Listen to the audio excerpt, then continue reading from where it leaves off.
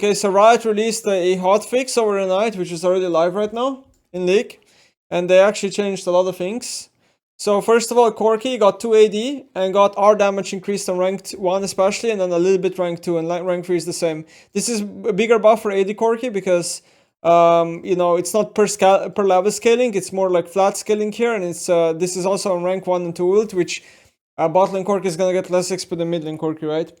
This is something they're trying to do, is bridge the gap between mid and bot Corki to be like same win rate or whatever.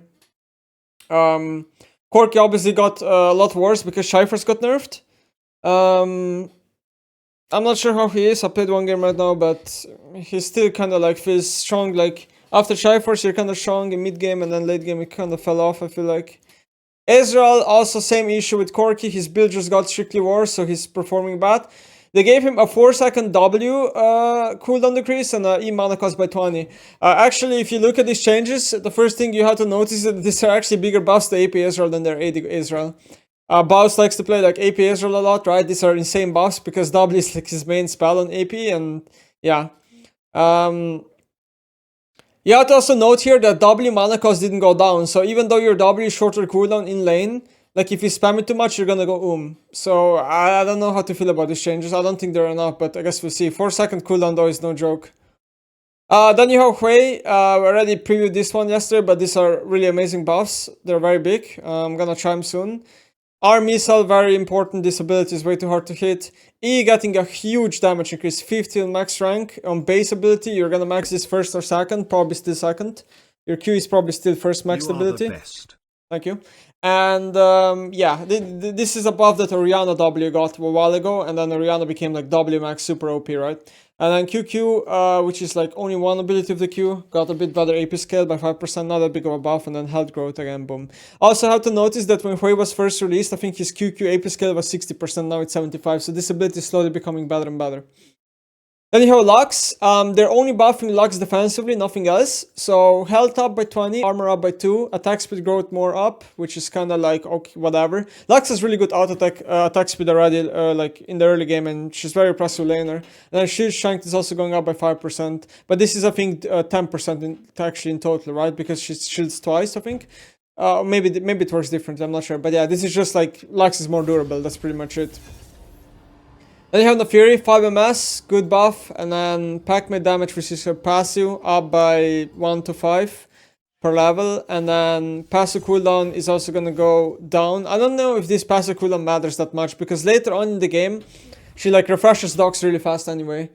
Zac lost Demonic and Radiant Virtue, so win rate went down, boom, we're buffing it.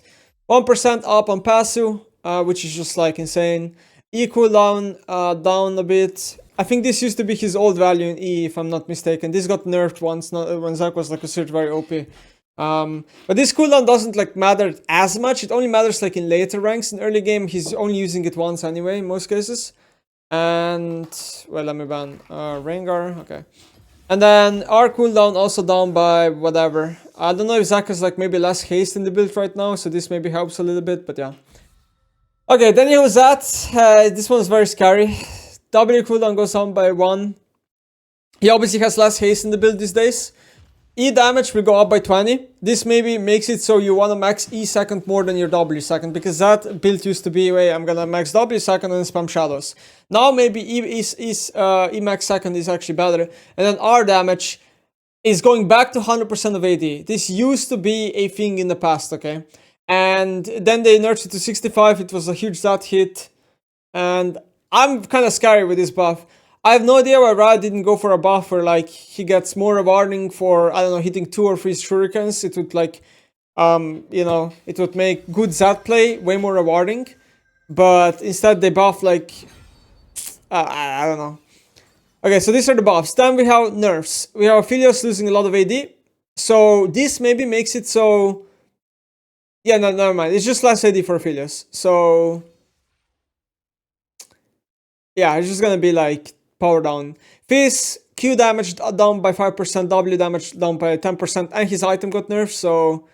yeah, damage nerfs to Fizz, just gonna do less damage. Gwen, passive just strictly is worse scaling with AP, and this actually matters a lot, right? Because your passive is perma-procced on every ability and stuff. So this is also a damage nerf to Pasu. Kale, this nerf is not like the worst, but yeah, she's losing a lot of attack speed, but I feel like right now she buys Rage Blade, so she has more attack speed than the previous season anyway. So I think Kale is actually like, this is not a big nerf to Kale. It obviously hurts her AP build more than her AD build.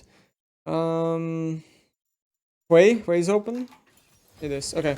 And then LeBlanc, basically attack speed ratio down, attack speed growth up, which is basically AD nerf. Attack damage growth down, which is a scaling AD nerf.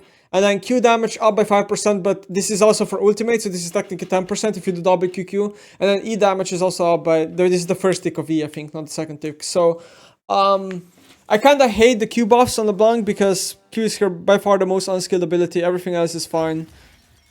Obviously, they're trying to like bring AP ratios up because AP LeBlanc keeps losing win rate, but yeah. Singe, 10% on Q, might not look a lot, but this is his primary damage tool. This is the ability that perma-ticks. In every fight that he goes, Q is like perma on. So, you know, you can't nerf this ability by a lot because the damage nerf is insane already on 10%. Taric, Singe is probably still good, by the way. Taric, yeah, armor growth down. Less tanky, W bonus armor down, just less tanky on armor. Teemo, 10% APQ, R damage also down by 5%. With Malignance right now, he can spam a lot of shrooms and stuff. So, Teemo is still good. Like, all these, like, a lot of these nerfs are, I think, probably not big enough and they're gonna keep nerfing. I think Singe is probably gonna another nerf, Teemo might get another nerf soon. Essence Reaver down by 100 gold and better AD ratio, so it's actually a better item than it used to be in last season, okay? So GP is very happy, Israel maybe, if he builds it, Corki maybe, but probably not.